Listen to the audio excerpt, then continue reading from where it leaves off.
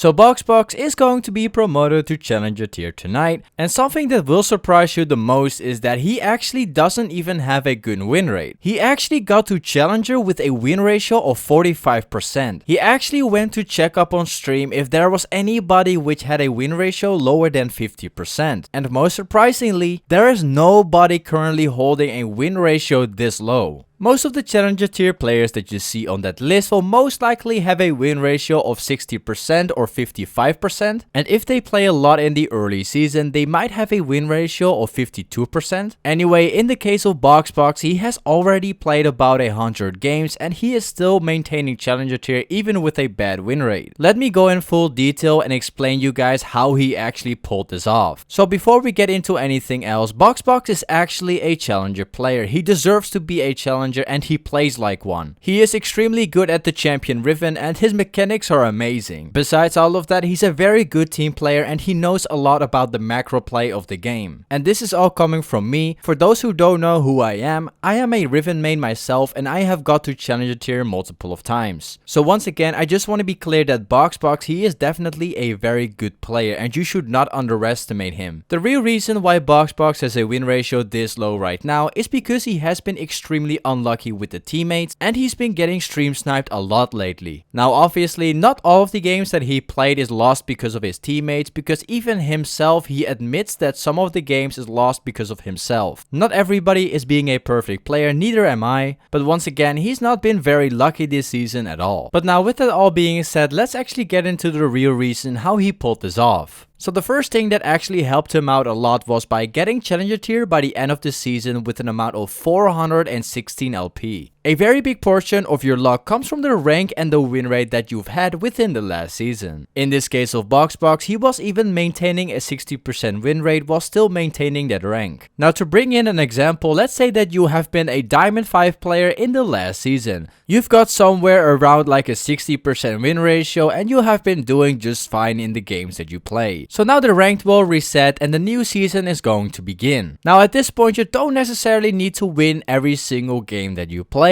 because your MMR is most likely very high. Now obviously you still gotta win more than 50% of your games, however you don't need to win them all in order to get back to your elo. But now let's say that you have been a Diamond 5 player and you got there because of your skill. But after some time of playing, you've got hard stuck in Diamond 5 and your win ratio might even be lower than 50%. That means that you're gonna have trouble playing in the next season. You will have to dominate and fight for every single game that you play because there might be a very big chance that you don't come back to Diamond 5 anymore. So depending where you left off in the last season is going to matter a lot. In this case of BoxBox, it's even better for him because he got to Challenger tier, which means that if he starts playing again within the next season, even if he gets hard stuck in Diamond elo and he's somehow maintaining a very insanely bad win ratio, he's still going to skip divisions if he wins promos and he's still going to get more LP than the average player. And then adding up the 60% win ratio which he had, he's even going to get more LP than he should. But this is not the only thing which helped him out getting back to Challenger even with a bad win rate. The second trick he abused a lot is to play as many games as you can in one single day. So basically the more games that you play in one day, the better it will be for you. Basically how the system works is that every single day that ends,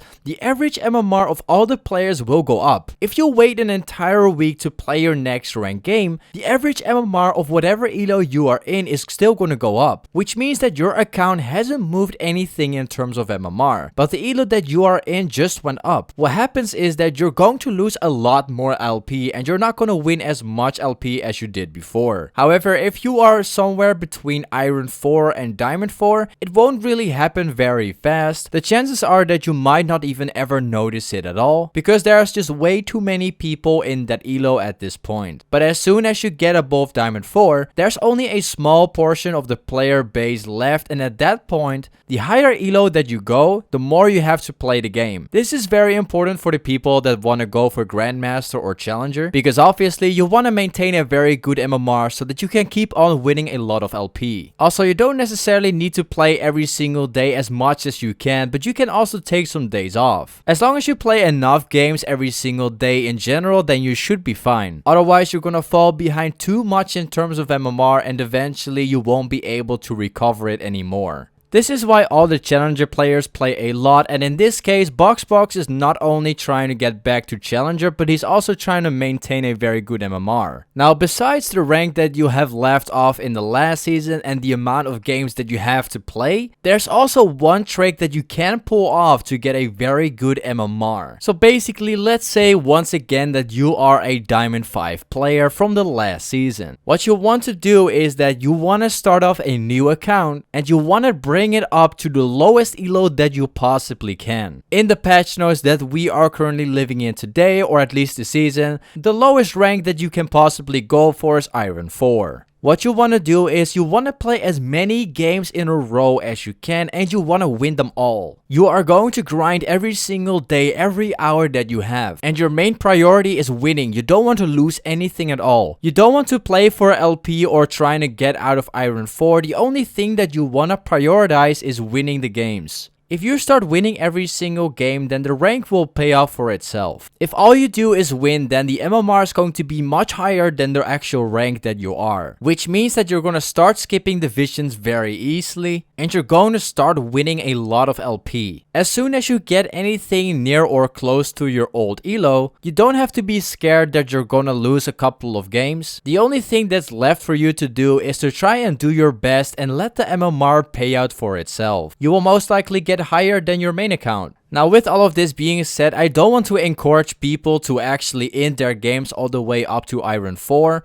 But if you start making a new account in this game and you start doing the placements and you happen to get to silver or anything like that, while being a true diamond player, don't actually forget about playing on the account or letting it sink into the silver elo. Actually go and use that account to your advantage and grind it up all the way with wins. It's gonna take some time to get it back to your old elo if you're having some trouble, but it's definitely gonna pay out for itself. BoxBox literally did the same thing. The account that was Challenger within Season 8 was actually a Diamond 5 account. And obviously, if you have a Challenger player in a Diamond 5 game, he's gonna win a lot more games and he's going to stack up that MMR. As soon as he gets that account to Master Plus, he's not gonna have any trouble climbing with that account because it already has insane MMR because of winning. So he already had the advantage which he wanted to have to get to the elo that he wanted. And don't get me wrong, this is not the only reason why he used a Smurf account to grind it to Challenger. Another reason he actually used one of his Smurf accounts was so that nobody actually knew that he was playing Riven. He wanted to look like a normal Riven player in solo queue where nobody actually knew him. That was the main reason why he started grinding on his Smurf account. But it's definitely no doubt that he actually had so much more MMR than he was supposed to have because he came from a much lower elo. Now, the last good tip which I've got for solo queue, and this is meant for the people which are playing on the EU servers and not the NA server. Basically, in the NA server you got the new rank system, but in the old EU servers we still have the old rank system. If you are getting autofilled in your games in the EU server, make sure you dodge them at all costs. I'm not very sure how long it's gonna take for the EU server to get the new rank system, but what I do know already is that the games that you are playing on autofilled role, they already count for the new rank system. And honestly, the only thing that you wanna do with the new rank system is to play only one role. I don't see a reason why you would need 5 different ranks for all of the roles. Also, Riot has already mentioned that once the new rank system arrives for the EU servers, the LP and division you have on your main role is going to get cut off and it's going to be separated into multiple divisions because of your autofilled games. So I literally see no reason to play autofilled games right now. You're better off just dodging them. Unless you want to grind multiple ranked lanes, of course. Anyway, I think I covered everything that you need to know in order to climb, even with a bad win rate. So with this all being said, thank you so much for watching this video, guys. If you want to see high elo Riven gameplay, then don't forget to follow my stream. Also, if you want to be in a very nice and friendly family, don't forget to join my Discord server. Also, make sure you subscribe to my channel if you are not being subbed yet. And I guess I'll see you guys in my next video, man. Peace.